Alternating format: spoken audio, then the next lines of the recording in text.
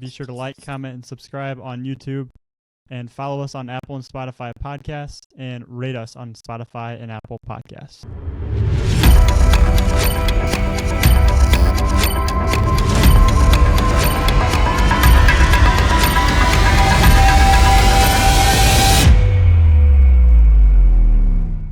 All right, welcome back to episode 66 here of the Bullpen. How you guys doing? I mean, yeah, we'll get right into it. How's everybody doing? Get in there, boys. I'm good, Gavin. How are you? I'm good. Yeah. Yeah, coming off Masters week. I think for me, uh, the Masters really, at least in the Midwest, kind of like signals that spring and better things are ahead. Here in Chicago, I know early on we were dealing with a little hit and miss weather, getting warm for a couple days, get cold, a lot of storms, tons of rain. I don't think that's going anywhere, but no, we're getting a good stretch. Plenty of warm weather moving through. Teams are starting to kind of collect some wins and games under their belt, and we're starting conference play in a lot of areas. And I'm good. I'm good. That's just what I got going. We happy with the Masters results or what? I'd be curious. I actually wanted to hear from the golf experts, Hammett, Yeah, so I you and agree. Drew here, because I've been seeing Rory getting a ton of crap on social media for the fact that he didn't play in any majors leading up to the tournament and just played Any big Augusta. tournaments? Yeah. Yeah. We'll correct you here. Yeah, No, I appreciate it. not majors, but he didn't play Yeah, any of just- those. And he was Well, just there was playing this- at Augusta National, I guess. Yeah. Multiple Yeah, I I mean, saw that. apparently anybody can do that. I have absolutely zero issues with any of that personally. Tiger used to every player has a way they like to prep for events, and Tiger it was all preparation around the majors. What do I need to do to get ready to win majors? That's how he kind of judged his greatness. So if that's what it took for Rory, and it clearly paid off. He played really well. He did have a tough, what was that, his Saturday round. And it got Yeah. really interesting there on Sunday. I just loved how many players were in the mix. Love that Scotty Scheffler, he's the ultimate grinder, making that thing interesting at the end and all that. But I thought the course played awesome. I thought it was going to be even firmer on the weekend because they didn't have a ton of wind. It was just absolutely beautiful and sunny. And early on Thursday, it was really firm, and that place could have played even harder. That's just the purest place in the world. That's my thing about Augusta is it is just there's no other place that I know of like that. Not a piece of grass out of place. Everything is just so immaculate. And yeah, it was a beautiful, beautiful week of weather down there, and a lot of big names on the leaderboard. A lot of guys made moves. Tyrell Hatton making a move late. I didn't get to watch all of the tournament. Watch bits and pieces here. Watch late on Sunday, and it was entertaining. So no, I was all good with it. Kudos to Rory. He absolutely bombs it. Played well, and I don't know. I think if Scotty had his weekend game going for the first two rounds, it would have been very interesting. But yeah, Rory's got a chance to kind of dominate at the Masters here for years forward, and especially because he got the monkey off his back last year. So that's what I got. The thing with he doesn't need the money to go play those other tournaments leading up to it either, right? He is financially set forever. He can do whatever he wants in the weeks leading up to it. But I'm fine with him winning it. I didn't. I would have preferred a Cameron Young, or personally Justin Rose, because I felt terrible last year when Rosie came up short in the. Did they make it? Was it a playoff last year, or was it just down to the last hole? I can't think remember. it was. I think they did have a playoff last year. But just with he's kind of had a second wind in his career coming on late. He would have been one of the oldest winners of the Masters ever. I think the second oldest was what it was ever if he won. So kind of feeling bad for him last year, coming up just short, and then seeing the same thing kind of happen this year. I kind of wanted him to get one, just because I've liked him for a long time. But no, I I like Rory as well, so that was cool to see back to back. But yeah, I mean, I think we talked about him last week, but Brandon Holtz from Bloomington. I saw my barber was down there. He had a picture with him at the I don't know, you got what's like the main entrance like leading up. Well, is there like any special name for that at the Masters, or is it just Magnolia Lane. okay? Yeah, he was right there getting a picture I with just him. It love was the sweet. fact you just dropped your barber. Like that just got me fired up. Yeah, he Um, posted a picture of him at the Masters. I was like, that's sweet. So I assume this guy goes to the barbershop that I go to. So I don't even kind know. of cool. How did Braden? I don't think he made the cut. I don't know if any No, he amateurs didn't. made the I don't cut. I don't know how he did, but still pretty cool. Yeah, cool story. Absolutely. ISU basketball player in college, and then I don't know. You guys said last week, I think, that maybe he was pro for longer than they made it seem or something. I have no idea, but well, he was just a pro at one point. gotcha. So it's not like he was just like a random guy off the street that was just played basketball. That's like really good. Like he was like a professional for a little bit. Yeah. No, I know he apparently golfs like every weekend here in town with his buddies, and is a very competitive guy to golf with, is what they were saying. So, that's cool though that he was at the Masters. Cool story. But yeah, college baseball stuff from the weekend. There were some Illinois teams that were winning series, and I mean, starting off with NIU, I feel like they just every week when we do this, they win their series. So shout out to NIU. They won their series again over Kent State. They are 20-11 on the year. They are 12-6 in the MAC. UIC, they swept Murray State. Big win there for UIC. They're 7-5 in the Valley.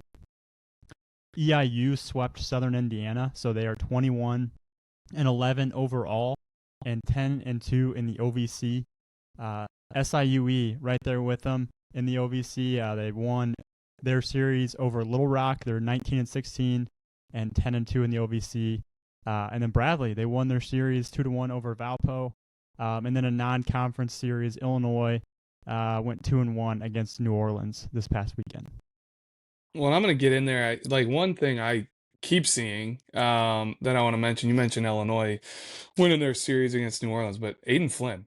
And Tyler will get into it later because he just saw Marist, and that's where Aiden Flynn came out of. But they got another talented lefty over there right now at Marist as well, a sophomore who's been carving. But Aiden Flynn has been a huge bright spot for Illinois this spring. And this most recent outing, I just want to pull it up, but he retired the first 13 batters he faced. He had a career high 10 strikeouts in the outing, and he struck out 7 straight at one point in his outing.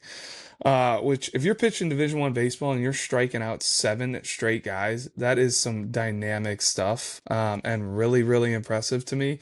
So, just a really long levered left-hander that came into his own. Like a lot of these guys that just have these super long levers, maybe not like crazy velo. We talked about this last week. Like those guys that aren't the highest velo guys when they're young, man, as long as they're going on that upward trajectory, like they tend to continue to get better and in the long run tend to be the best. And like Aiden Flynn was always like 81, 83 until his junior year. Then the velo started climbing up and he really, really started to come into his own, getting control of those levers. And like the best is yet to come for him. Like he's still only a freshman there at Illinois and just absolutely doing his thing. So wanted to shout him out just right out of the gate. Like that was one of the things that stood out to me. And then I know we got another left-hander on this list here that maybe you want to get into, Gavin. Yeah, Drew, it's the same thing we talked about. Like you're mentioning those guys that maybe didn't have the high velo but high pitchability, and then the velo came. Cam Appenzeller, I know we've talked about him a lot, but it's warranted. I mean, the guy just got SEC Freshman of the Week, pitched against number 9 Mississippi State and got the win. Pitched 5 innings, 8 strikeouts, 1 walk, 2 earned runs, 3 hits, and then previously to that start, he didn't allow a run in 18 1/3 innings. On the year, 36.1 innings pitched, 43 strikeouts, 5 walks, 6 earned runs, and 20 hits allowed. So Cam is having an awesome year at Tennessee in the best conference in baseball right now. Like, good for Cam. It's awesome to see. He's a Glenwood product of 2024 or 2025 grad, out of Glenwood. So yeah, shout out Cam. It's all about left-handed pitching. Like, I mean, it's great. To be a really good arm just in general, but when you're a really good arm and you're left-handed, it elevates you to kind of another level. We talked about like Ethan Eberle in the past and his like unbelievable outings he had. I was just looking at his because I didn't know how he did this past week, but like the fact against Duke on April 2nd, it got tweeted that he went 5 2/3 innings and 15 strikeouts and 1 walk. It's man, if you are a left-handed arm and you have dynamic stuff, like we're gonna bet on you. And it kind of leads into this next topic here, Gavin. Like another highly touted, one of the best left-handed arms that's come through since I've been doing this in the last 10, 11 years. But the best left-handed arm I've seen maybe come through this area in that time is Noah Schultz out of Oswego East. He's a 2022 grad. He was drafted 26th overall by the White Sox out of high school. He was a Vanderbilt commit at the time, and he forego his commitment to sign with the White Sox. And he's been their number one prospect through the minor leagues. Really started out hot in AAA to start this 2026 season. And the White Sox are calling him up. So he is making his debut on Tuesday, which is the same day that we're podcasting. So this will come out after he made his debut with the White Sox. But really pumped for him. You want to talk about just kind of that unicorn prospect, like a Randy Johnson type of frame and really like arm slot and the way it works. Like it's a low three quarter slot. He's 6'9", and has one of the better breaking balls too, as far as like what I had seen coming out of high school. High spin, high sweep, big time horizontal, and just really excited for him and his future. Like if he can stay healthy, log some innings. Another guy with just crazy long levers that it takes those guys just a little bit longer than some other guys to really come into their body, learn how to control those levers. And the big leagues is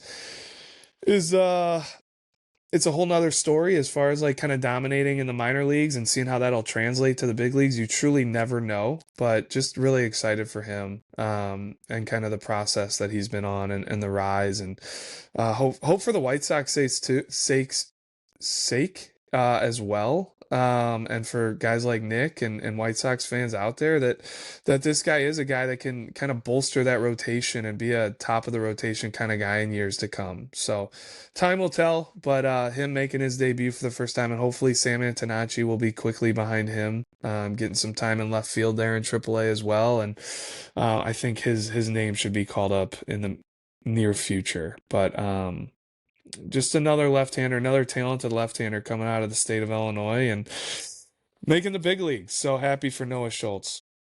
So I think I mentioned maybe last week or the week before, Gavin, just how they update the top prospects in Major League Baseball.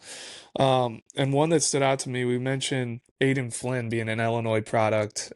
He's at the University of Illinois right now, but Jack Wenninger, originally from Cary Grove, no stranger to really good right-handed arms coming out of Cary Grove when you speak of Quinn Priester and some others. But Jack Wenninger, he was a Murray State commit, spent his first year in college, I want to say, at Murray State, and then he transferred to Illinois. Really good career at Illinois, but he is also on that top 100 prospect list. One of you guys may know what organization he's with, but I wanted to shout him out. Like, we talk a lot about minor league baseball and all this stuff, and he's a guy that has completely slipped my mind. He was not, a top 50, top 20, top 10 prospect coming out of high school, and he clearly just continued to get better and better. Like, I went back and looked at his profile. We had him at an event at a younger age where he was low 80s, and then we saw him at a rock tournament, Pete, or a tournament one summer where the velo had kind of ticked up. Maybe his junior year was up to 87. And that was really kind of all we had on him. But another guy that wasn't that, high 80s freshman, sophomore that's, making a lot of noise early on in his high school career. Just that steady Eddie, continued to climb, kind of a high-waisted, long-levered frame. And he's kind of knocking on the door here in the minor leagues, making a name for himself. Yeah, I played with Jack in travel ball for 5 years, and yeah, I mean he was not the best player on our team especially when we were younger. He was arguably one of the worst, especially at the plate, but always was a good pitcher and just never he didn't have the velo yet, and then he hit a growth spurt in high school at some point, and then all of a sudden he's an upper 80s arm and he's our best pitcher. And I mean, he kind of just blew up out of nowhere. But yeah, I mean, Jack's a great kid, great family, and happy for him. And I've been following him. I think he's the Mets number 2 pitching prospect behind Jonah Tong, I think it is. But yeah, happy for Jack. No, that's awesome. And I think everybody can get caught up in rankings and caught up in this and that and how good you are at a certain age. And we try to harp on it, in our pre-showcase speeches. I try to harp on it here on this podcast. Like, everybody runs their own race and everybody is different and everybody pops at a different time. And it is not about how good you are at 14, 15, 16 years old. Even if you can play college baseball and you have to start at a smaller level, that is totally okay. You have a chance to play. You have a chance to develop. Everybody grows.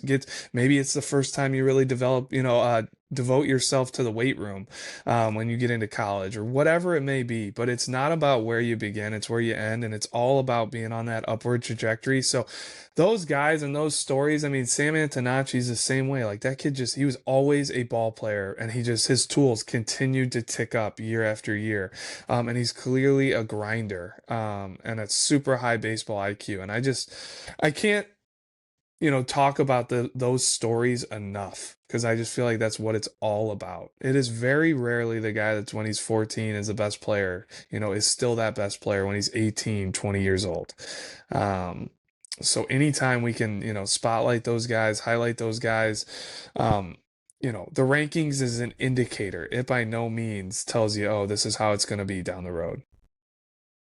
So our fourth or third Power 25 update of the year we had yesterday on Monday. So I feel like this was like the first update where we really had a ton of shifting happening. We finally had a lot of teams playing a lot of games just with the weather being better, playing Illinois opponents. I think we're just kind of at a point now where we have a pretty good grasp on these teams. We've seen a lot of these teams now as well. So yeah, I mean, we can get right into it. I mean, the top 3 remain the same. It is St. Lawrence, Normal Community, and Lincoln Way East. But other than that, I think we have a lot to talk about.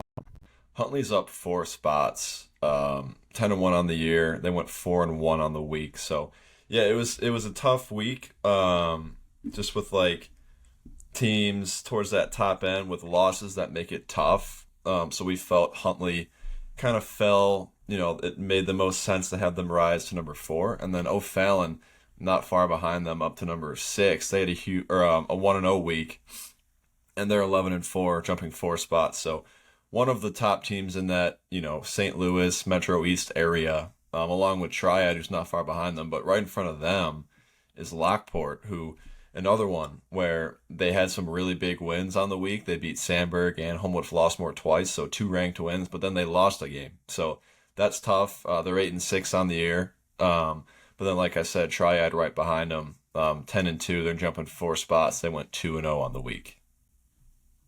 Yeah, I think in general, like it was really hard because there's some teams that are on our list that we're keeping fairly high that have a lot of losses, especially some of these teams that maybe are. I think Monticello's off the list and they're 14-0.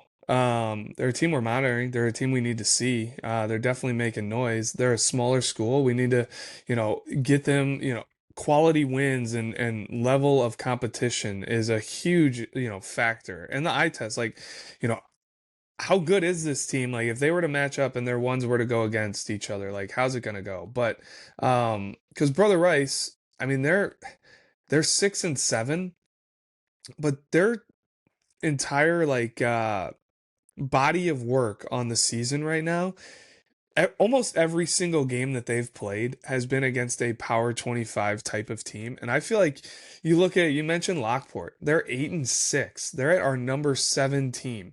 But I don't know if there's another team in the state that has played more Power 25 teams than Lockport and have picked up the quality wins that they have. Like this past week, beating 3 Power 25 teams, or I guess they beat HF twice and Sandburg once. both our Power 25 teams. And then you go back to the previous week, they knocked off Brother Rice. They knocked off Providence Catholic.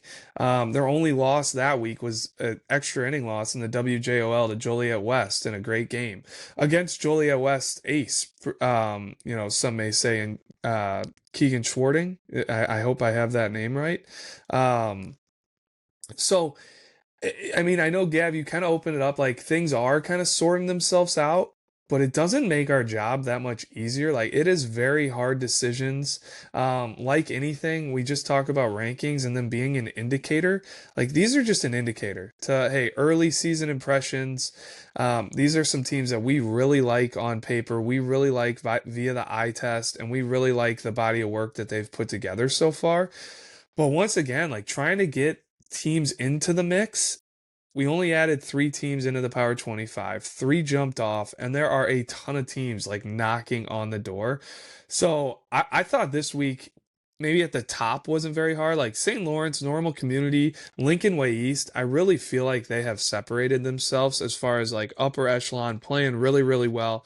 And I say that like Lincoln Way East just lost on Monday to Lincoln Way West. But Lincoln Way East going into the week was 12-0. Huntley's 10-1.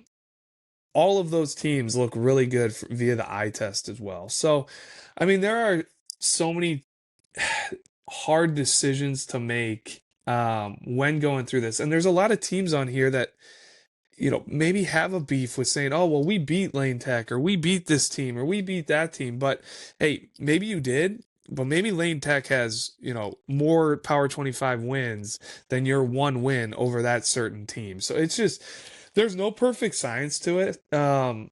It's probably a longer discussion every single week than maybe it even should be between us as a staff. But going through and trying to slot who is that next best team, what case did they make on that week? What does, outside of that week, what other wins do they have throughout the year? So I know I'm getting really long-winded on this, but like we care about it. And there's a lot of people, hopefully, that care about it as well. But at the same time, it is just an indicator of what we've liked so far. And there's a number of teams that really have a case to be in a lot of different places on this Power 25. So sorry, that's just a overarching long-winded explanation there, Gav. If anybody else wants to get into like some other teams, I mentioned Lane Tech. They're one of the biggest movers this week, jumping 9 spots after going 5-0, and I know we actually got to see them in person this week play New Trier, and they matched up pretty much one on like their ones versus their ones. Dodger Frederick took the ball for Lane Tech, threw really well. I know Tyler will probably touch on him later. And then New Trier matched with Nick Bailey, an unsigned senior, which if there's any schools looking out, looking for a arm still in that 2026 class, like Nick Bailey, I saw him early in the year. Tyler just saw him. I mean, it's starter stuff. It's mid to upper 80s. He can spin a breaking ball. Gets a lot of swing and miss. Like, I think he's a guy that a lot of schools should know about. So let me get off the mic here. I'll pass it over to you guys. Yeah, no, just one school from Southern Illinois, Mascoutah. They're 11-0. They jumped up 4 spots, 4-0 week. And then, Ty, I see you want to get in there, so I'll just skip over to normal U-High. They enter the Power 25 for the first time. They have a 3-0 week, 12-1 record. They're off to a really good start this year. Have 2 Division I players in Parker Roop and Cole Brent in the outfield going to Illinois. Catcher Caleb Hornbrook going to Lakeland. Lakeland has had a really good spring so far, so just a solid team there at normal U-High, and yeah, again, 12-1 to start the year, and they enter the Power 25 for the first time. Yeah, another team entering our Power 25 local team for me is number 17 Lyons Township now. Enter the week at 9-1. I really liked what I saw eye test wise when I went and saw them last Thursday. They were playing number 23 at the time, OPRF conference rival there. And I feel like Lyons Township can kind of attack you in a few different ways. Like I saw freshman right-hander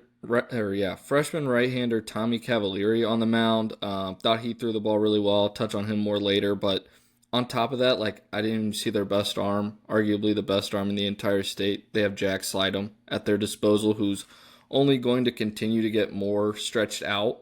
as the season progresses and only go deeper into games. And like he absolutely dealt last week for them against OPRF. And then Drew, you saw them take down another Power 25 team in Lamont on Saturday. So really like what Lyons Township's doing right now. They're hot, but I really like the eye test, or they backed up the eye test for me. So they entered the Power 25 this week, but also another one of Drew's teams here. But number 19 now is Geneva, 11-1 entering the week. And with Geneva, I feel like they've just kind of been beating teams by like a good margin too. So not only are they winning, but they're winning convincingly. They've got Mason Breach, they've got Noah Hallahan. Those are two really good arms to have at the top of your rotation. And then Mason's also really good positionally as well. So those are just two teams entering the Power 25. Drew, I don't know if you want to touch on either of those, but that's what I got there. No, I mean the records I would say with the new teams that are jumping in really stand out. Lyons Township 9-1, Geneva 11-1, Normal U High 12-1. And there's a lot of other schools that are just knocking on the door. Glenwood's 10-2, Jacobs is 8-1.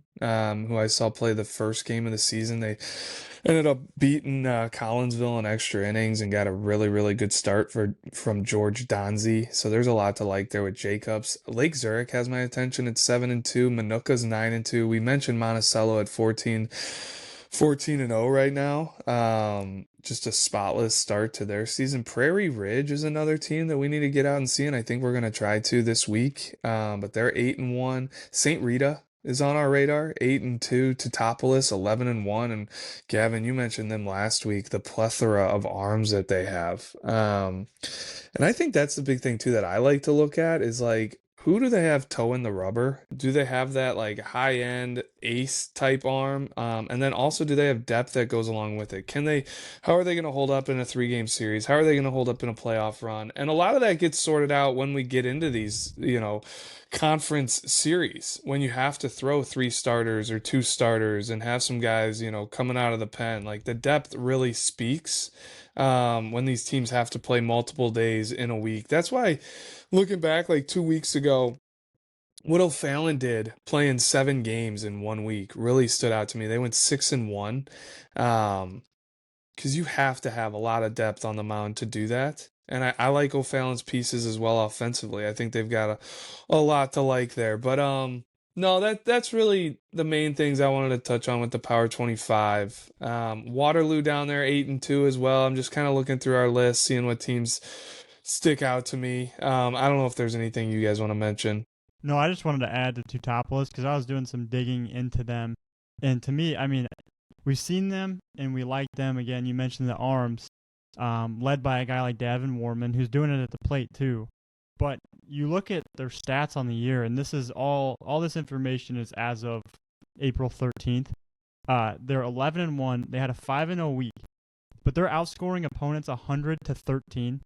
And the most runs they've given up all season is 3, and that was to Mascoutah, and they lost 3-1 to Mascoutah, who is one of the top teams in the state, but also that Southern Illinois area. So to me, Teutopolis is like probably one of those top teams. It's like right on the edge of getting into the Power 25. Like they have arms, and they're only giving up 13 runs. Their offense is producing. Like it's a really impressive season so far for them. They got a beef. The Wooden Shoes have a beef. Yeah, we need to get them in there. I would say one more strong week from Teutopolis, and they'll definitely they have a case for sure. I mean, you just sold me on them, and we already knew the arms they had. I had no idea they were producing at that kind of level though, offensively, and then to only give up 3 runs, at the most in a game is pretty absurd. That speaks to defense too. I mean, what an airball by us on this pod. I don't think a single one of us in our preseason draft took them. So I feel like when we go to do that draft come playoff time, it's going to be like an absolute melee to see who gets the first pick in 2A, because I think I have a good idea who's getting taken first overall there. But no, credit to them. And like I said, what a miss by us when we did that preseason draft. So good for the Wooden Shoes. Yeah, I'll add on a couple of the Northern Illinois teams. Jacobs and Prairie Ridge were both 8-1, and actually yesterday they played against each other, and Jacobs won 12-1. So that's a big statement win from them. Last week they got 2 wins over Hampshire and then a win over Harlem. Lake Zurich is 7-2. They had a 3-1 week last week. They got 2 wins over Waukegan and a win over Hersey. And then again yesterday they played Libertyville and held them close, a 4-2 loss. And then talk about Prairie Ridge's week last week. So they were 3-0 and they did not let up a run all week. So they had 3 shutout games. 2 of those games were against Cary Grove, and then they had a win over Deerfield. And I'm gonna get out to Prairie Ridge today to see them play against Jacobs again. So it should be interesting game. And I mean, I got to shout out Dunlap too. 11-3. They had a 4-0 week. They're actually, I have written down on the sheet that they're on a 10-game win streak. They won last night after I inputted this information, so they're on an 11-game win streak. They won against Limestone last night on a walk-off home run from Eli Mechanicu, or Mechanicow, I think is how you say it. But they're outscoring opponents 93-25 this year. We know they have arms. We've seen them in game. Some really good offensive pieces too. So I mean, Dunlap's right there. Tremont, 13-2 record, 5-1 week. Their only loss was to St. Joseph Ogden. But they are outscoring opponents 155-48, which 155 runs is absurd, no matter what level you're at. So shout out to Tremont. Shout out to 2A squads. We have 3 of them in our Power 25 right now. You mentioned St. Joe Ogden. Them and Ottawa Marquette both climb a spot. Ottawa Marquette's 11-0. St. Joe Ogden's 12-1. We also have Normal U High 12-1 in there for the first time. So I think I mean, Tyler, you mentioned it. Like 2A, that's going to be a really interesting playoff race. There's a lot of teams with good records, good players. Father McGivney, they were preseason Power 25. They're starting to play some really good baseball. They're 12-3. I mentioned Newman Central Catholic. They're no stranger to state. I think they'll probably have something to say about that too. Sitting there at 9-1, and then Monticello's 14-0. So 2A is looking particularly strong here at the top. Just from my quick glancing. Well, do you guys have any notes from the daily roundup the past week or so?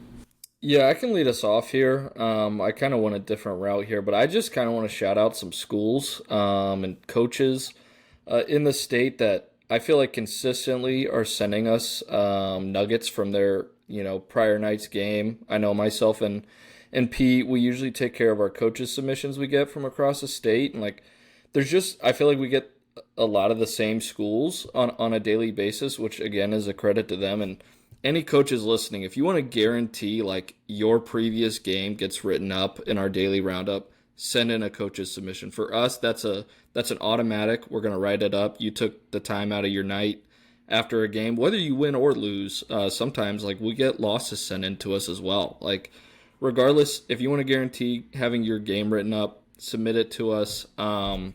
But just some schools I want to shout out. Rolling Meadows, and they're another team that's off to a hot start. I want to say they're 10-1, 10-2, maybe 11-2 right now. St. Rita, we touched on them earlier. St. Viator is also playing really good ball right now. Shout out to Coach Bana. He sends in stuff all the time to us. Hersher, Alleman, Alton, St. Charles East, and Father McGivney as well. I feel like we just see a ton of stuff from those schools on a daily basis. So I just want to lead us off here and shout out those coaches and those programs. Yeah, a few more even. Westmont is always in there. Normal Community, St. Lawrence, New Trier. Like, it is super helpful, like, and not just helpful, but like great for the kids, right? They have like coaches that want to give their kids the love like that. And like you said, it's free. It's guaranteed love. Like, I think every coach in the state should take advantage of that. I'm going to get in on a couple games that I saw come through on Monday. St. Viator starting ESCC play. They beat Carmel Catholic 2-0. Senior Frank Clary with a big-time outing. Complete game shutout on the mound for Viator. Gave up 2 hits, struck out 9, walked 1. And then Hunter Lockefear, young left-handed hitting prospect for them, went 2 for 2 with a double. And then also St. Rita, who we mentioned in the Power 25. They are now 9-2 after a 5-1 win over De La Salle. 2026 Soli Kazi. He's 4-0 on the year. He went a complete game shutout, 2 hits, 10 Ks, 3 walks. And Tyler, you were mentioning he's a Southeastern Community College commit, I believe, is what you mentioned at the beginning of this. So just two Yeah, big that's right. wins, I thought, to open up the week here, and two teams that we're keeping eyes on, and just two really good performances from senior arms. Yeah, and then so we have not fully decided on our player of the week yet. We're still kind of going through votes right now.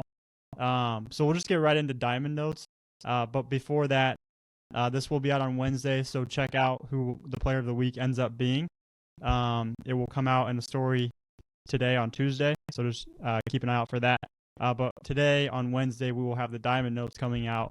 But we're just going to talk through some of these performers in the Diamond Notes that were submitted by coaches. So if you guys have anybody off the bat, go for it. If you got anybody, if not, I'll start with Finn Miller at St. Joe Ogden. He's a 2027, had a 10 for 15 week, 4 doubles, 3 walks, 8 RBI, 8 runs scored, and 6 stolen bases. So a really good week there for Finn, and I've seen him a few times seeing St. Joe Ogden, and he's a good right-handed bat there for that lineup. So shout out Finn. I mean, I'll get in there. I know one submission I got that really stood out to me, and thanks Coach McCarthy for sending this one in at Lincoln Way East, but 2027 uncommitted right-hand pitcher Colin Bettenhausen. He's ranked number 152 in the state. I think Hammett, you saw him earlier this year as well. I think you saw a bunch of arms in that game you saw for Lincoln Way East, but he had a 1-inning save in a win versus Andrew, where he didn't give up a run, struck out 1, walked 1, and did not give up a hit as well. So it was a hitless 1-inning save against Andrew. And then he came back on April 9th and threw a complete game in a win versus Lincoln Way West. So Power 25 win.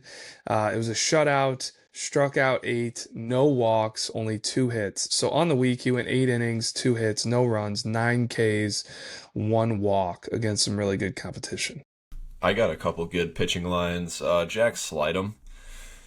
He threw 5 innings, allowed just 1 hit, and punched out 11 against a ranked OPRF club at the time. I mean, he's one, like, the prospect status just continues to rise with him. And he came off a big helium winter showing some big numbers, but then the fact that he's in the zone consistently is really elevating himself. And then one of my personal favorites in the state, Anthony Farina, scrappy left-hander. He threw 7 innings, allowed just 3 hits, and struck out 9 against a ranked Sandberg club. And then Dodger Frederick, I know we actually saw this one in person, but he threw 7 innings, a complete game shutout, win against a ranked New Trier club, punching out 9 in that one. Gav, I just mentioned, Soli Kazi standing out in the daily roundup to me with his win on Monday, but seeing here that he got submitted for player of the week from his performance last week against Stevenson for St. Rita. So he's a 2026 going to Southeastern Community College.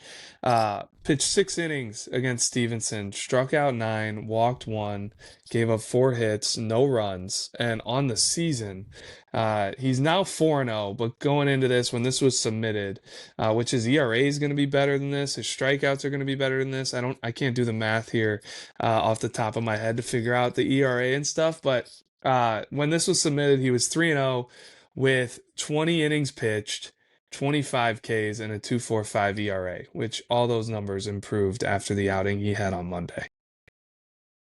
I was just going to shout out here Madden Asbadi at Jones. He struck out 9 hitters in their game against Washington. So a good outing there for Madden. And then I see we have a couple more names on here, but I don't know. Are they going to be our player and pitcher of the week potentially? I mean, regardless, let's shout out Tristan Steger. I don't know how you guys feel about it. He was a future gamer last summer for us. He's a left-handed hitting catcher at St. Lawrence. St. Lawrence is currently our number 1 team in the state. When we looked at him preseason, they brought back a ton of pieces, and then they also added Steger, who was not in their lineup last year. And I mean, he's been maybe the most impressive hitter on the season in the entire state. I think, we all are keeping our eyes on hey, who are guys that are potentially going to be in that player of the year mix. It come June, post state finals, and sometimes the playoff run, factors into that. A guy that leads the team to state maybe has crazy good playoff performances, like a Brady Lauk back in the day with Plainfield East. Like, he really stood out to me as a guy that led Plainfield East to state title. But Tristan Steger, absolutely dominating so far. I think Hammett, you might have sent over like his season numbers. I don't have that on me now, but I want to say he had 30 RBIs in 13 games, Yeah, that's correct. which is just absurd. Like, I would think that's going to have a chance to lead the state if that continues on that trajectory. But the nugget we have here is he had a home run in all 4 games last week. He's one left-handed hitter that sticks out to me just from a player of the year standpoint. Down there in Southern Illinois, Keegan Sipe just continues to leave the yard. He's leading that area in home runs. Like, he's another one that sticks out to me. But I just wanted to throw some love on Tristan Steger here. He's a top prospect in that 2027 class, and really, really having an impact on St. Lawrence's season so far. Yeah, adding some color to his numbers. He's hitting .568 on the year with 7 home runs, 30 RBIs, 11 extra base hits, all through 13 games. And the most impressive thing is he's struck out only 4 times in 52 plate appearances. So not swinging and missing, hitting the ball really hard. It's a good recipe for success. Yeah, that's absurd to have that kind of power and that minimal swing and miss. Who wants to get into Callum Morrison here? Lake Forest, left-hander. I got him. Yeah, let's see what you got here. No hitter, 14 strikeouts. So, really dominant outing. But then on top of that, broke the career strikeout record and the career appearance record last week as well. So only a junior is on top of that. So he's going to just keep adding to those numbers. He's going to have a chance to really put himself head and shoulders above whoever was leading that, and make it really hard to have his records broken. But yeah, shout out Callum. Really good outing there against Warren. Well, and I'm pulling this up. Like, as far as I can tell, Pete, Callum here is a 2026, but he's been up to 88 right in our system. And I had to pull up his, social, his X, because I can't see where he's committed anywhere. And we have a left-hander on the board in Illinois that's doing this, putting up these kind of numbers, record-setting numbers. Like, teams need to know about him. We probably need to go out and then get a look at him too this spring here. But, if he is committed, Callum, if you hear this or anything and you are committed, let us know so that schools aren't, ringing you off the hook. But talented left-hander to know in the state. Yeah, my apologies. I, for some reason, thought he was a junior. But yeah, if he's uncommitted, that's pretty crazy because he can really pitch, too. He's got a good changeup to go along with a good fastball. So, and he's kind of like the lower slot guy. Kind of an east-west type pitcher, too. So, that's one of my personal favorite styles of pitching. But yeah, if he's uncommitted, that needs to be shouted out. Yeah, so taking a look at our heat sheet notes now. Updated, we got 16 arms, 90+. Tyler, that does include Connor McKay from last night that you saw. We got over 80 arms now, 85+, with Gavin Swartz leading the way at 96, Caleb Cox following at 95. I'll talk about him here soon. And then Colin Doyle at 94 and Liam Nash at 94. So impressive stuff there. I don't know if you guys have anything to add with our heat sheet notes, but go ahead if you do. It might be 17 because I don't think I've inputted Dodger Fredericks velos in quite yet, but I saw him up to 92, which I'll touch on him here soon. But it might be 17 arms over 90. Yeah, so we can move over to like our week 4 and 5 games. If you guys want to get in first, go right ahead. On one of your prospects, go for it. I can. Yeah. Looks like we're going to start with upside prospect here first. I touched on seeing Lions Township last Thursday against OPRF, and they were starting a freshman right-hander by the name of Tommy Cavalieri. Lot to like here. It was our first in-game look at him ever, and it was as advertised. He'd been throwing the ball well all spring for them. Not sure if this was his first varsity start or not. I feel like we've been seeing stuff of him coming out of the pen, but regardless, big fan of Tommy after his outing. He's 6'3", 200, like the frame is right. gives me kind of, Jack Slydom vibes a little bit. I think Jack Slydum's always kind of had like a more physical lower half. Um, and Tommy's not quite there yet, but like physically he looks apart. I had him up to 90 in the very first inning. He was 86 to 88 consistently. And then he just kind of settled in at 85 to 89 throughout the game with his fastball. It had arm side run to it. To me, it was impressive that he was able to get swings and misses on the fastball. I feel like an old scouting tell is like the opposing hitters will tell you how good each pitch is if they don't hit it. So thought the fastball was good on this day. To me, I felt like the separator was the curveball. It was 71 to 74. Felt like he had advanced feel for that pitch, had depth. He was able to throw it for strikes, but also get guys out on it for swing and misses for strike three. So big fan of Tommy. He was a huge winner for me, and excited to see what he does the rest of the spring. But it's a big reason why we like Lions Township so much, right? They've got a Jack Slydom, but now you've got a Tommy Cavalieri to also support him in that starting rotation.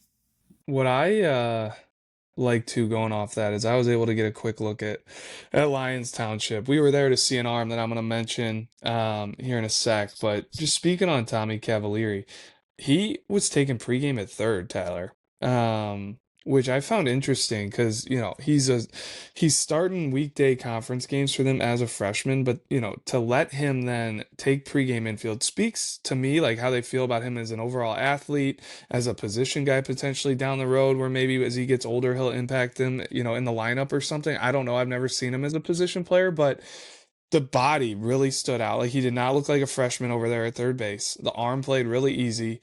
Had a little bounce to himself, like just moving around the infield. So I really, really liked to see that, knowing that we saw like what we saw on the mound and then what I saw with him. It was kind of one year I went and saw Mount Carmel play and saw Jake Matisse doing the same thing over at third base. Really stood out to me with the athleticism of Jake Matisse taking pregame infield.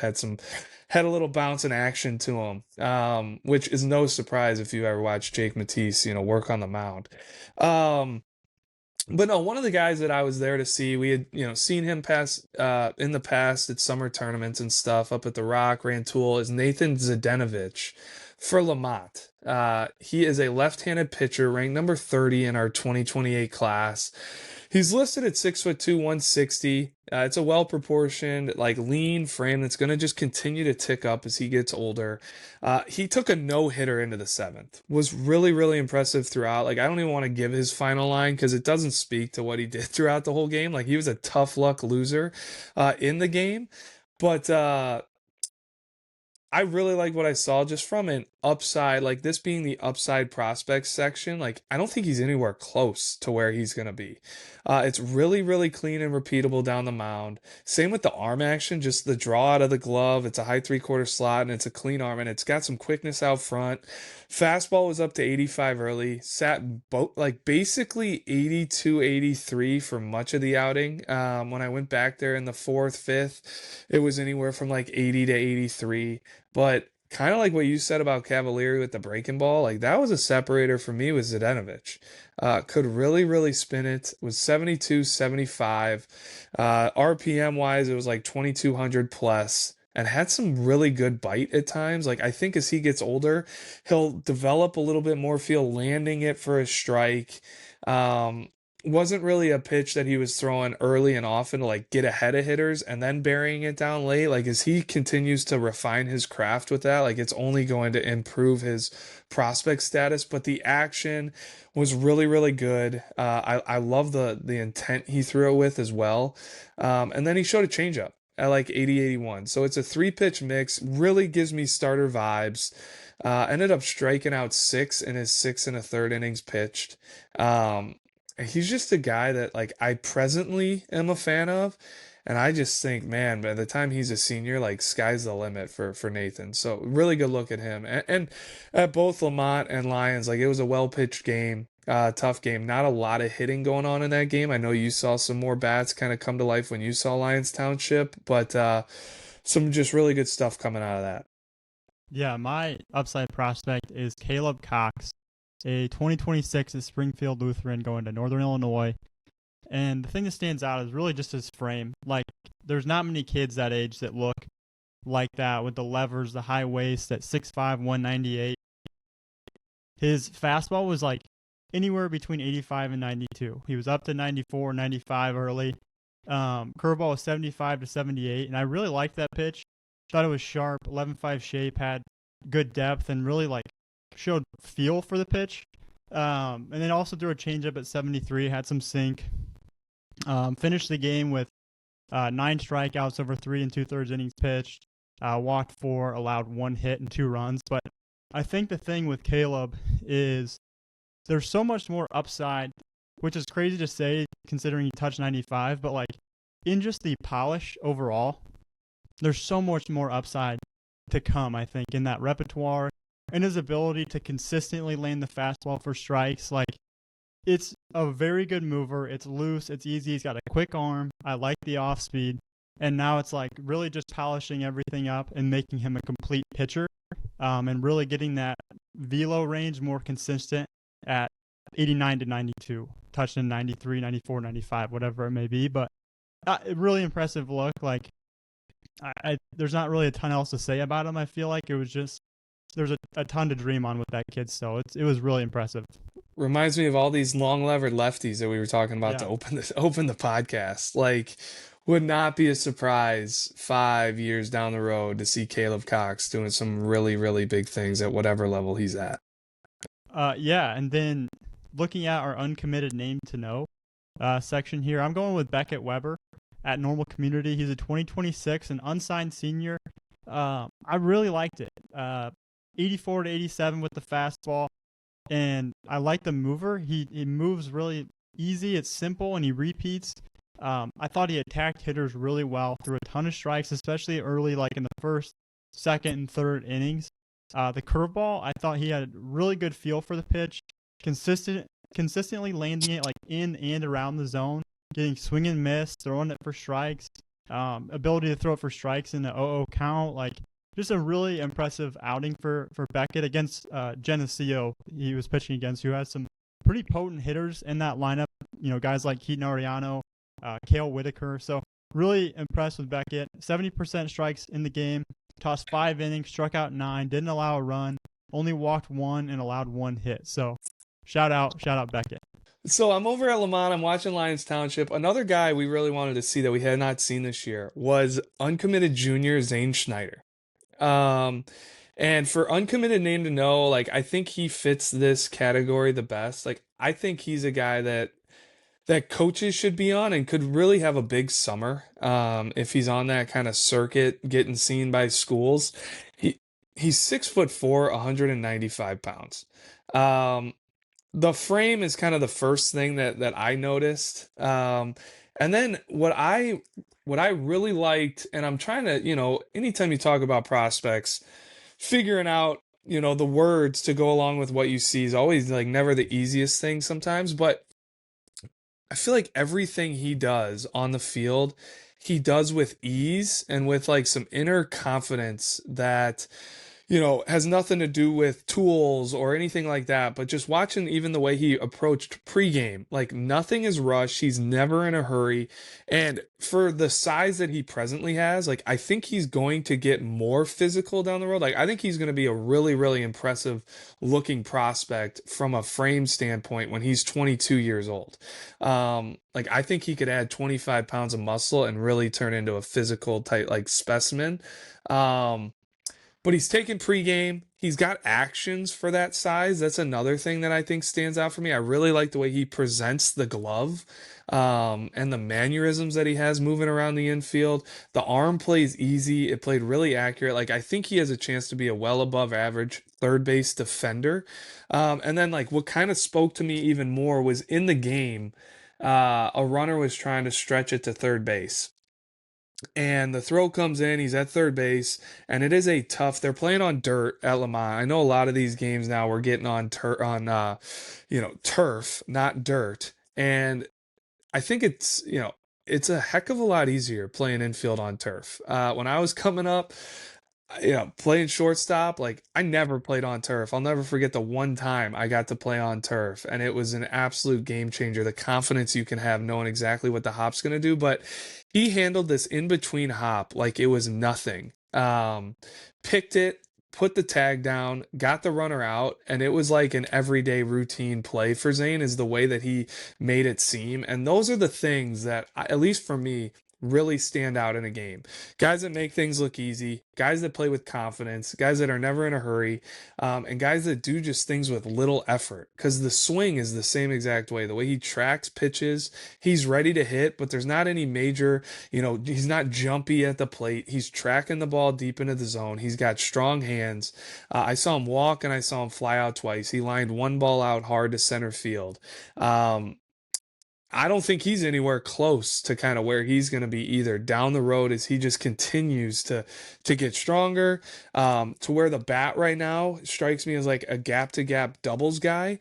It would not surprise me down the road if he turns into like flashing some real pull side power. So, the better a player is, I think the more we have things to talk about with him, and Zane really stood out to me in that realm. Like there's a lot to talk about with him, and he hits 3-hole for him.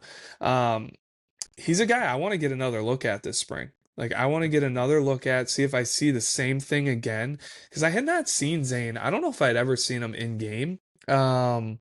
Seen him in showcase a lot, but was just really impressed with this look I had. Yeah, I got another one, and it's from Geneseo. Keaton Ariano at 2027 was playing right field for them. He is a physical 6 foot, 218-pound kid. Like he is super strong. It is clear. It's evident in the jersey. Like when he's on the field, talking to his dad before the game, like just talking about the kind of lifts he's doing and how much weight he's throwing around. Like I don't have the exact numbers on me. I can't remember what he was saying, but they were like absurd for a junior in high school. And he's just a really interesting left-handed bat at the plate. In the past, we've seen a really wide stance from him, really not shortening that up, but he's getting taller and kind of having like a long stride. I really like the way that it looks now. The hands, he showed like good bat-to-ball skills. He didn't have any like in-game results that you're going to see on the stat sheet, but I just thought his zone awareness was impressive. He was putting the bat on the ball, like doing a really good job with that. I thought there was quick hands, had some easy power off the bat when he did make contact. I think there was gap-to-gap feel. Like, it's a really impressive hitter to me, and I think he came away as like a big winner in that 27 class for me after seeing him in game for Geneseo. And then on the year, he's hitting 476. Again, this is as of April 12th, so it might be a little bit different now, but batting 476, has a 577 on base percentage, 3 homers, 2 triples, 4 doubles, 16 RBI, and 7 stolen bases. So shout out to Keaton Ariano. He is an uncommitted kid, uncommitted 2027 to follow. Yeah, I want to follow this up because he was a big riser in our rankings this past update coming off the winter. Came to our preseason All-State, and the tools had like ticked up in a huge way. And it's a direct correlation, I'm guessing, to what he's been doing in the weight room. Like you look at the video you posted, he looks like a safety on the football field. Super strong lower half. Like, okay, yeah, like that makes a ton of sense. And then looking at the tools, like he ran a 6.58 60. He's 90 from the outfield. The bat speed is off the charts. He had a 101 exit velocity, and then that's what I love about guys that come to an event and then we go see in the spring is you get to match and you get the whole picture on what they are as a prospect. You then see him take in-game at-bats where he's showing good plate discipline, bat-to-ball skills to go along with those tools. Like, I just think that illuminates such a better picture on Keaton Ariano than the in-game performance. I mean, he's hitting 470 or whatever he's hitting. Like, that's a guy that should be on a ton of coaches' radar. He should be on our radar. Like, we all year, starting in the winter, it's the cycle of like who the Illinois State game, prospects are going to be that we're going to invite. Who's the future game prospect? Who's the super sophomores? We're talking senior future game, type of guy right here. Top 50 prospect in the state. Checks so many boxes. And that was a huge reason why we wanted to see Geneseo. Was Keaton Ariano. We hadn't seen him in a while. He battled some stuff last year where he wasn't really on the circuit. And I know there was other reasons there with Geneseo too, but man, got me fired up hearing the reports on Keaton and looking into his profile. The one guy that I saw on Saturday was Carson Woods out of Grays Lake Central. He's a middle infielder, 2026. He's 5'10", 165 pounds with some strength throughout the frame. He hit second and played second for Grays Lake Central. I was impressed with him. I mean, he had 2 hits, 2 line drive singles. He's got one of those swings where he keeps his hands low. He's got a controlled feel for the barrel. He was patient. Have to play it throughout the game with some quick hands, and definitely was quick on the bases. I think he's a basketball player as well, but he showed some quick feet. Just really athletic kid. And then I like when I was looking to see where he was committed to, because I was assuming he was committed. I saw he was uncommitted. I was very, very surprised with that. So Carson Woods, middle infielder out of Grays Lake Central, 2026 is definitely a name for schools to get on. Yeah, I've also got a few names here that I want to touch on. I think the first being is Nick Bailey. Drew, I know you were a fan of him earlier this spring, but got my first look at him Saturday, pitching against Lane Tech, and I thought the kid absolutely battled. I was very impressed with the pitchability. He showed me 4 pitches in game. Okay, he's 6'1", 170. Fastball was 85 to 87. He was able to get it over for strikes. Slider 72 to 75. I thought it was tight. Or had tight action. Then he's also shown me like a short little cutter as well that I felt like was missing barrels. He did get, behind it at times, and he'd sail it a couple times. But when he was on top of the cutter, I think that's a pitch that he'll be able to use at the next level. That was 77 to 81. And then he also flashed a splitter. Now, I didn't think he threw the splitter a ton, but I had it at 79 miles an hour, and it was showing me a little bit of tumbling action as well. But he was absolutely cruising until this next kid I'm going to touch on was able to get a 2-run homer off of him. But he had 66% strikes. His line was 6 1/3, 3 runs, 4 hits, 2 walks, 8 strikeouts. But man, they're in the middle innings of that game. Like, he was absolutely dealing. Dealt with like a little bit of traffic on the bases a little early on, but the composure stands out as well. He's still uncommitted. It's an unsigned senior that school's got to be on.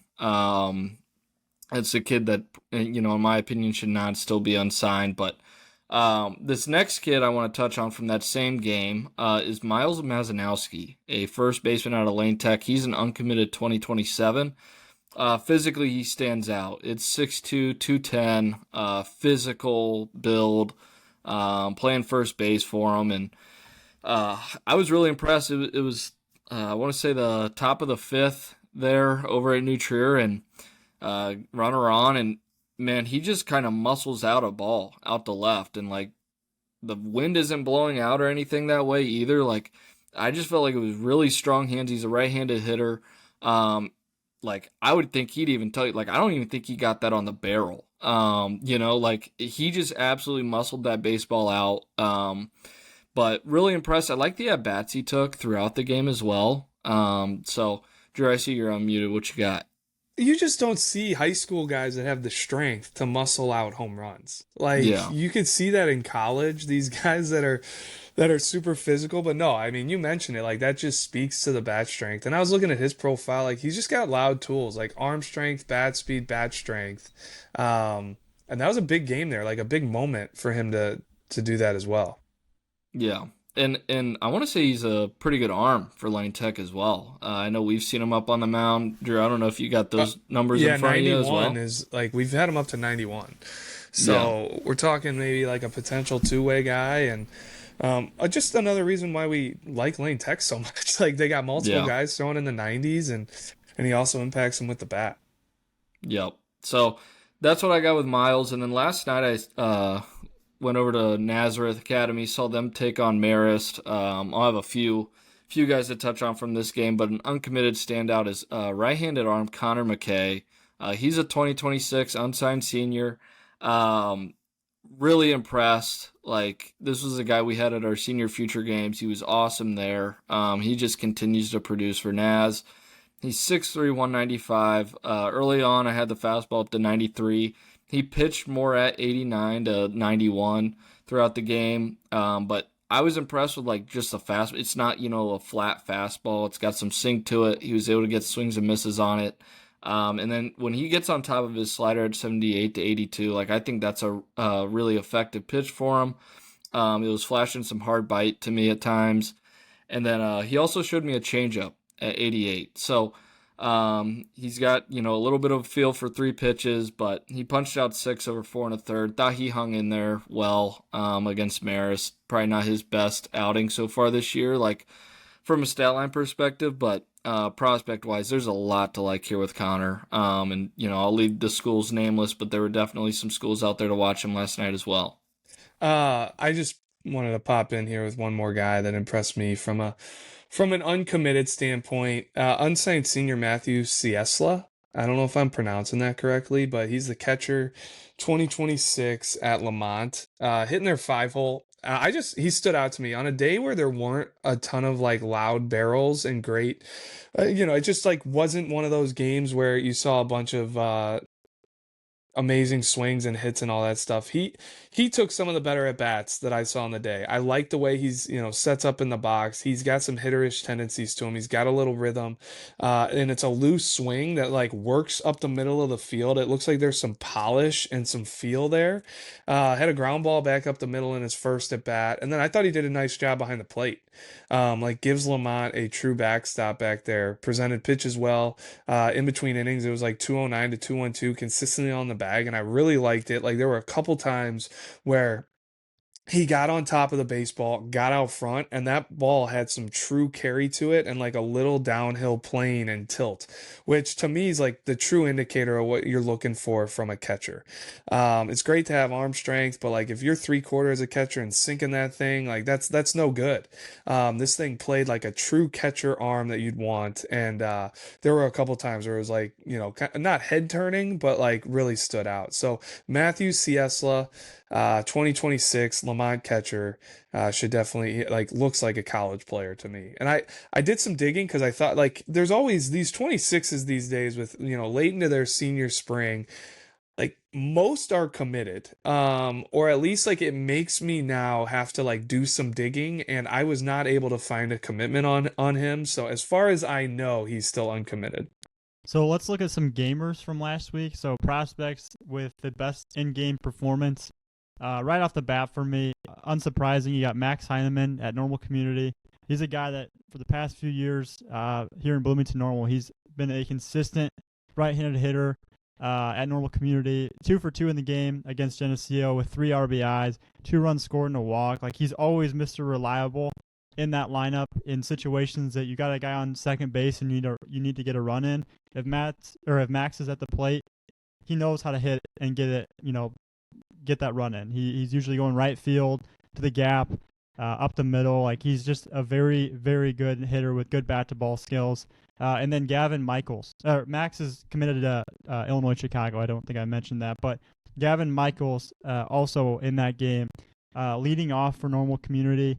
2026 going to Cincinnati. 3 for 3 with a double, RBI, 2 runs, and a walk. And I know I say it every single time that I talk about Gavin Michaels in Normal Community, but his ability to impact the game, like if he gets on first base, it's almost a guaranteed double because they steal him every time, and he's never gets thrown out. I don't think I've ever seen him get thrown out. If he gets a little bloop hit to the gap where it's a tough play for the right fielder or center fielder, he's going to be on second base. Like that's the type of kid he is. He's trying to turn that easy, most likely single for another player into a double.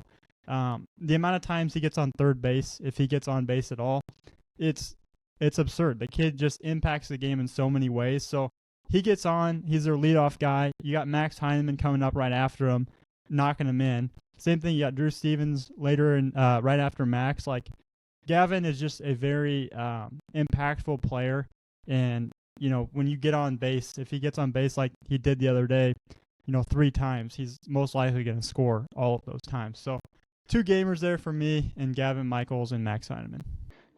Next guy that I'll go into is Caden Wozniewski out of McHenry, 2027, going to LSU. He's our top-ranked junior. I went out to see him yesterday against Crystal Lake South. It's the second look I've had on him this year, and this one was definitely a better look. Fastball was 87 to 91 with with spin rates up to 27-75. It was like the fifth inning or something. He was settling in more 88 to 90. And the changeup was in the mid 80s. That killed spin. He had a tight slider at 78 to 81. And then I believe he added a pitch here because I looked in his account and he hadn't thrown a curveball in like 3 years. But he was throwing a curveball, 72 to 76 with 2,200 RPMs. It was more loopier breaking ball, but it was still sharp. He went 6 innings this game, allowed 2 hits, no runs, 2 walks, and 5 strikeouts. He had a 61% strike percentage. I just felt like he attacked the zone better this game. He was mixing up his pitches, throwing curveballs and ahead of the count and stuff. And that was the difference between this showing and last one. Is he was attacking the zone. He wasn't getting behind. If he did get behind, then he would attack and get back in the count. So I just felt like it was a much better look at Wisniewski and more expected. Also at the plate, he was 2 for 4 and hit a 2-run homer. So definitely an impressive look from him. And then the second guy I'll get into is Nolan Dabrowski out of Crystal Lake South. He is a Wisconsin River Falls commit, 2026. He hit third in the lineup on Saturday and yesterday, and he played second base both of these games. But he plays all over the field. I know last year he played some outfield. He's also their second string catcher, so he kind of plays everywhere. He's a leader on this team. He's the only senior that starts for South. So on Saturday he led the way offensively. He's got a mature approach. I mean, he's played the game. He's been on varsity for 3 years now, so. He hit 2 backside doubles to start off the game in his first 2 at-bats, and then later added a line drive single. So he was 3 for 4 with 3 runs scored and an RBI. Like I said earlier, he plays all over the field. He's a versatile defender, oldest guy on this team, and yeah, so he put together a couple good performances in game. Nolan Dabrowski, he's headed to Wisconsin River Falls. Tyler, I think you're gonna get into one of my favorite lefties here in this 2028 class that you've gotten your eyes on now for back-to-back years. Has it been 2 starts so far this spring as well? Am I correct with that? 2 starts this spring. I did not see him at all last spring, but Okay. at our super sophomore games. But Gotcha. yeah, Gotcha. First guy here, I'm going to be touching on 2 of our top 2028 arms in the state, but the first one being Colin Lawler. I'm going to try and not say a bunch of the same stuff I said a couple weeks ago, but it was just more of the same. And I think I just continue to get more and more impressed each time I see him. The way he's producing at the varsity level. He did it as a freshman last year. He's now doing it as a sophomore, backing it up as the ace of this Marist team. But, with Colin, to me, it's just advanced pitchability. He's got 3 pitches he can throw for strikes.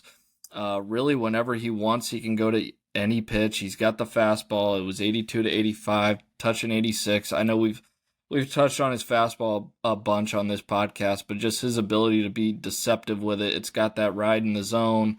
It's a really tough look for opposing hitters. In this game, got to see a more extended look of him because he tossed a complete game. He absolutely dealt last night against number 13 Nazareth Academy. But he was sitting 82 to 84 with it late in the game in the 6th and 7th inning, so he was able to hold that velo. On top of it, I felt like his slider was better this outing than last, and that's not really I feel like that says a lot about how good his slider was last night because it was really good 2 weeks ago as well. But I felt like he was able to control it better to both sides of the plate. There's times where he's backdooring right-handed hitters with it, making it more of a chase pitch when needed against lefties as well. And that was sitting 78 to 79, but also saw more of the changeup this outing at 78 miles an hour. It's got fade, arm side fade to it. So it's hard not to regurgitate a lot of the same stuff about Colin, but I think I speak for, our entire staff. It's like, I think all of us are very high on him now. Not to say we weren't beforehand. He's been highly ranked for us, but I think you're looking ahead of what he could be. His senior year. I think the sky's the limit for this kid. The pitch ability, I talked a lot about his mound presence 2 weeks ago. He's got a lot of the boxes checked already, and then you factor in the fact that he's left-handed, right? And he's a two-sport athlete, plays basketball from over there at Marist. But another wrinkle, like he had 69% strikes, 72% first pitch strikes. So he's going right at guys, right in that Nazareth lineup. He's going right at dudes. He's attacking them. So that's pretty long-winded on Colin, but I remain to be a very big fan on the kid. The next arm, Dodger Frederick, out of Lane Tech, another guy I saw throw a complete game. So he tossed a complete game against number 8 New Trier on Saturday, or then they were number 8 New Trier. 6'4", 242. I mean, he is a physical-looking right-handed arm. He's a big kid. With Dodger, to me, I want to start here. Like, he had 81% first pitch strikes. 21 of the 26 batters he faced, you started those dudes off with a strike. Because, with a lot of these guys, like, yeah, they all have really good stuff. Like, Dodgers got high velo or higher velo compared to, like, a Colin Lawler. But, like, the fact that he's able to control his stuff and get it in the zone and he competes in the zone, to me, that stands out maybe more right now at his age above his stuff, because his stuff's only going to get better, right? He's only 15, 16 years old. I don't even know if Dodger can drive yet, right? But on top of that, he had 70% strikes over the course of the outing. He only needed 90 pitches to get through his 7 innings of work on Saturday. But with his fastball in the first inning, I had him up to 92 miles an hour. Over the course of the game, he settled in at 86 to 89, but it's not like a flat fastball. It's got arm side run to it. And to me, the most impressive thing with his fastball, which I feel like you don't see a lot at, even the high school level, not even just as a sophomore, his ability to elevate the fastball and locate it at the top of the zone consistently, I think is only going to make that kid even more dangerous the older he gets, and the more his fastball's naturally probably going to increase in velocity. He's going, controlling it. He's throwing it at the top of the zone, from the top of the letters to eye level. He did that on more than one occasion on Saturday, which to me was really, really impressive. He goes to a slider at 81 to 83.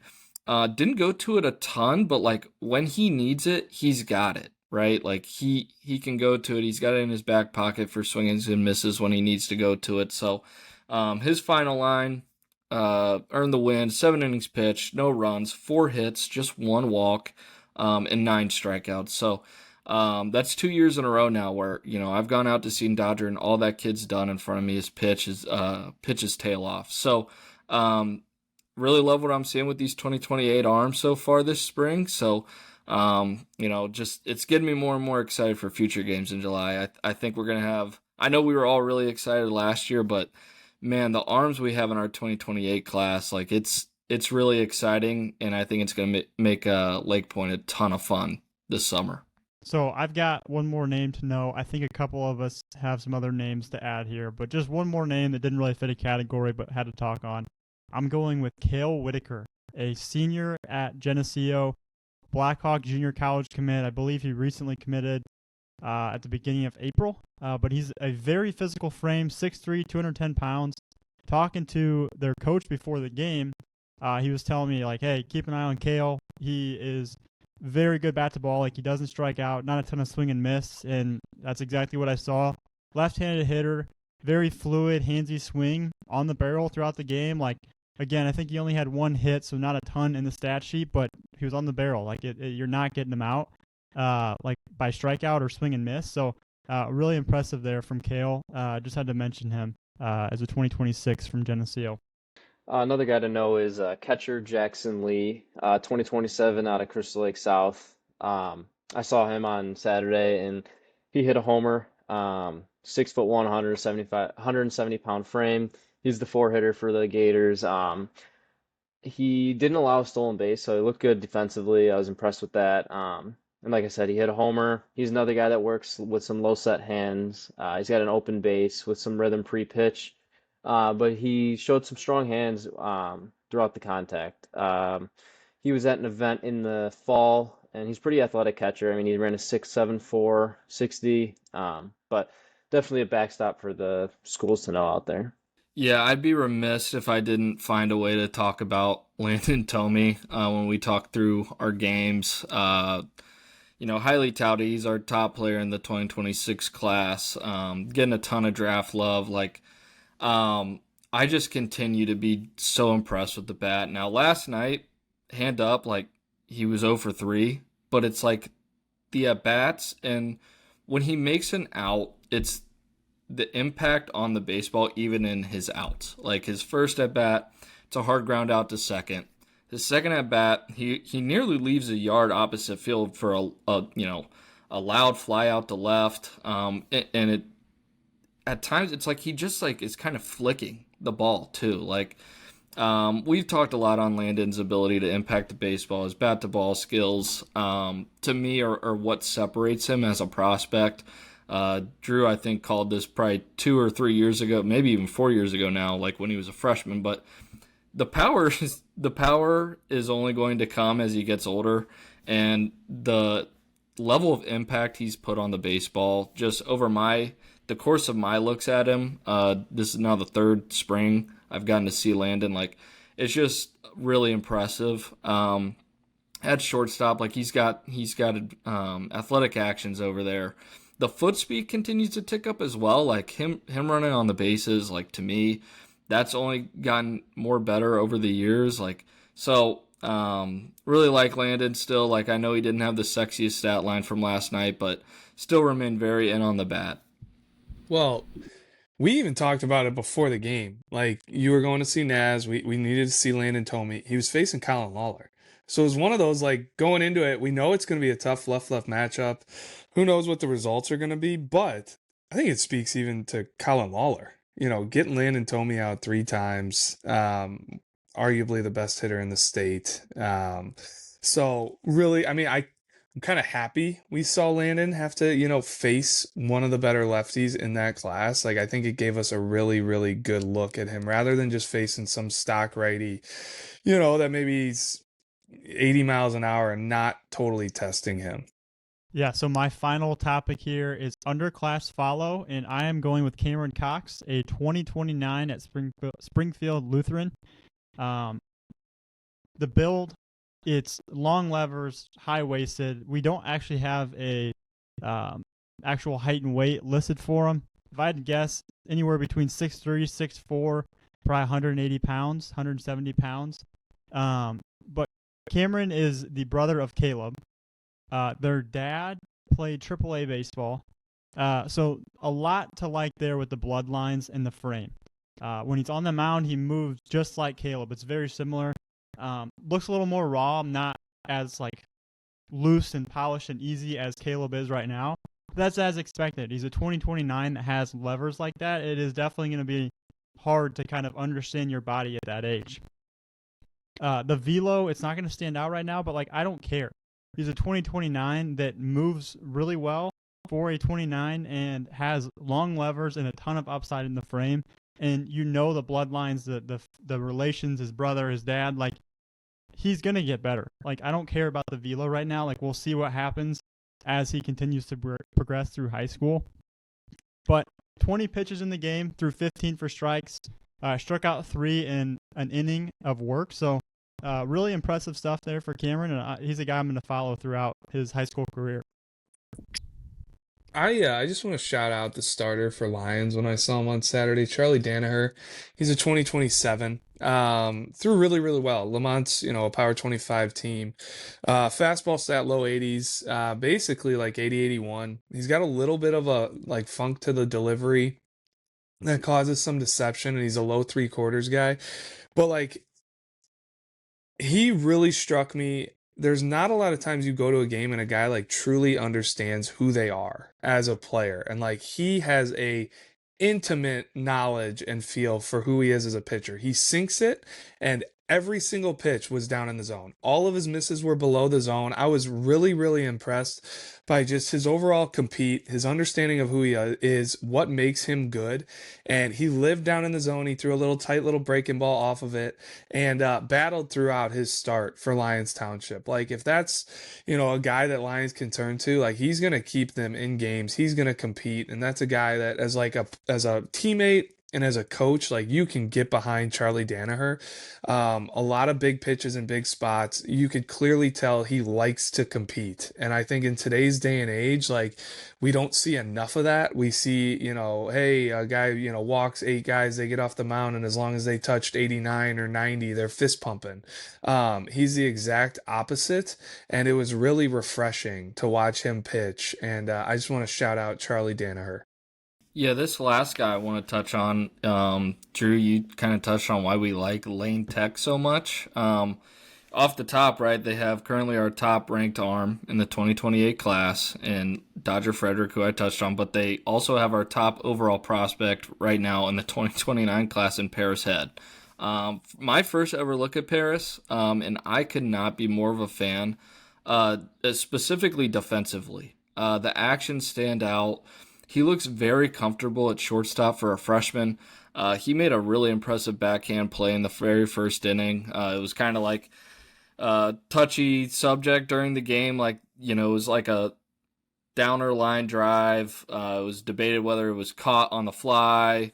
He played it like he caught it on the fly and threw it over to first base. But regardless, the confidence he has in his hands, both during pregame IO, in game, how he moves over there at shortstop, it's how it's supposed to look. And then offensively, Hammond, I know you got a good look at him a few weeks ago when you saw Lane Tech, but I love how tough of an at-bat he is for a freshman. Does not give away a single at-bat. He worked a couple of quality at-bats on Saturday against New Trier, facing good arms. Looks comfortable in the box, too. Again, for a freshman, it's very impressive. It reminds me a lot of, when I would go see Carver Cone last year as a freshman. Just the comfortability in the box as a freshman, facing kids that are 2-3 years older than you. It stands out, and that's kind of what separates those guys. So really like Paris. Can't wait to see him again. Gavin, I before we end here, I just want to give a little shout out to our Rising Stars events that we're running right now. So it's the middle of the high school season. These 7th and 8th graders are starting to, the weather's getting nicer. They're starting to play in some tournaments. So over the course of 3 weeks here on Wednesday evenings, we're having Rising Stars events. We just had our last one at the McCook facility at the Max. We have a Lockport Bodome Rising Stars coming up the same day this will be released. And then the following Wednesday, we'll be at the Bentonville Bodome. And last week at McCook, I was really, really impressed with the talent that came out to that event. And if the next two are going to be anything like this, it just gets me really pumped about the future of baseball coming through Illinois and the high school level in the coming years, because there was a bunch of guys that got themselves on the radar first for the Illinois Rising Stars game that we're going to run in early June. But then also, I mentioned the selection process for all these events we have coming up. Well, one of them is the Junior Future Games that we run down at Lake Point. We bring Team Illinois. It runs concurrently with the Future Games. All these other states within the prep baseball system will bring their own team as well, whether it's Georgia, Florida, South Carolina, Texas. And we try to win that thing. It's awesome. They do a showcase the first day, and yeah, it's an exposure event, but there's a lot of competition that goes into this, and we're gonna try to be selecting the best Team Illinois 14U players that we can. And it all starts at these Rising Stars events. This is where we start building our database. And man, it really blew me away with some of the performances we saw at the Max last Wednesday. We have about 50 guys coming this Wednesday to Lockport, and then hopefully get about 50 more up there in Bensonville. And that'll start kind of building our list for the invites to this June event.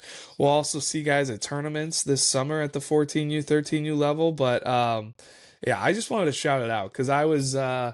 you never really know what you're going to get at those Rising Stars events, and there are some talented 13 and 14 U's coming through the system and coming through the state. All right, that'll wrap up episode 66 of the Bullpen. As always, appreciate you guys listening. Be sure to like, comment, and subscribe on YouTube. and follow us on Apple and Spotify podcasts, and rate us on Spotify and Apple podcasts.